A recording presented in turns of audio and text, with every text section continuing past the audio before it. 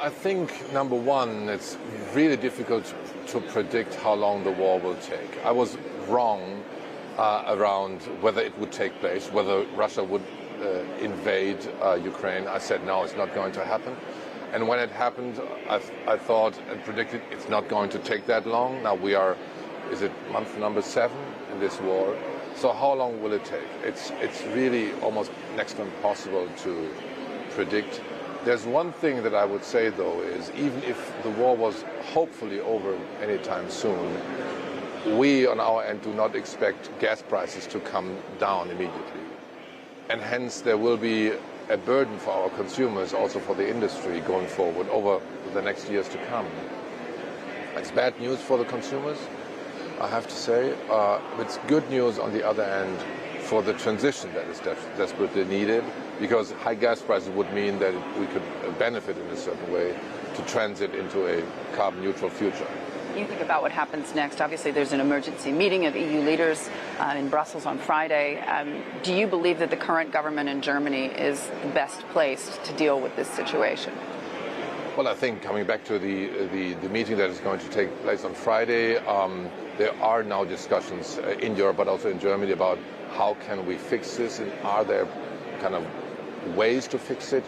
We have we see power prices, we see gas prices, totally uncharted territories. I mean, gas prices $100 per MMBTU, and hence I do understand that EU Commission, but also German government, is now looking into what I would call very unconventional steps to fix this.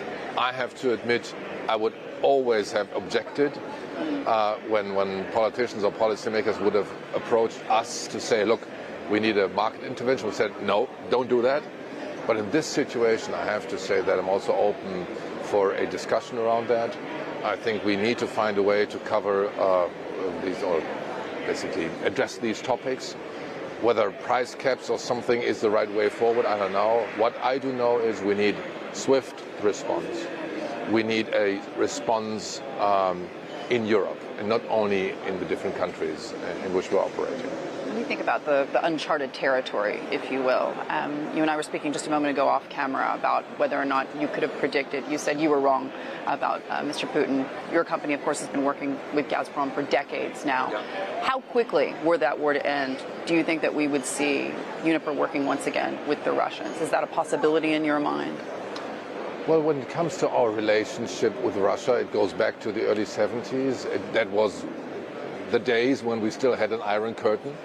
So it was part of a policy, basically starting to trade with Russia. We are so proud of having a 50-plus year relationship with Gazprom, I have to admit. And I also have to admit that I've even defended Gazprom as a reliable supplier after the war started. So that, in hindsight, was really, I have to admit that maybe it was even a mistake to think that the gas would not be used. Maybe it was just wishful thinking, maybe I put it that way. I think I said this yesterday as well.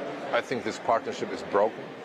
And I don't think that we can re-establish that in the next weeks, months and years to come.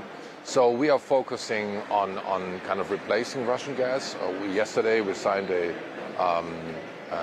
contract with Woodside, an Australian player. We buy cargoes that they sold to us from the US market to bring additional LNG to Europe. That's what we're focusing on, to basically fix the undersupply situation we have in Europe. That timeline, how quickly do you think that we are going to get where we need to be? Long way away? Oh, wow. I mean, you may know that we have started to build additional infrastructure, something that we were lacking as well.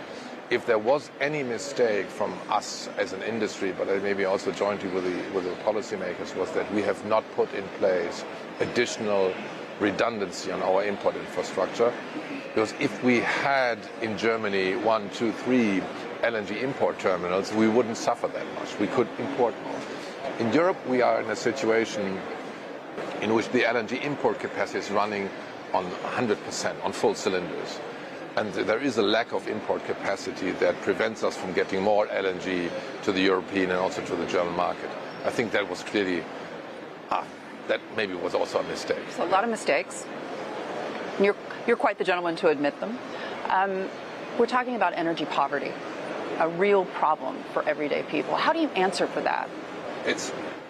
I don't have an answer to it. I have to tell you. I mean, but do you bear personal responsibility in your role? Well, I mean, yes, there is. I've said this a number of times now over this year, kind of educating also policymaking governments, said, look, the worst is still to come. We've seen gas prices rising since the beginning of this year. Utilities have increased their prices 40% almost every quarter. But the worst is still to come. What we see on the wholesale market is 20 times the prices that we've seen 2 years ago. 20 times. So that's why I think we need to have an open discussion with everyone, taking responsibility how we can fix that. There are a number of things in place. Also, the German government has just recently decided to put a aid package in place, helping in particular those that are suffer the most.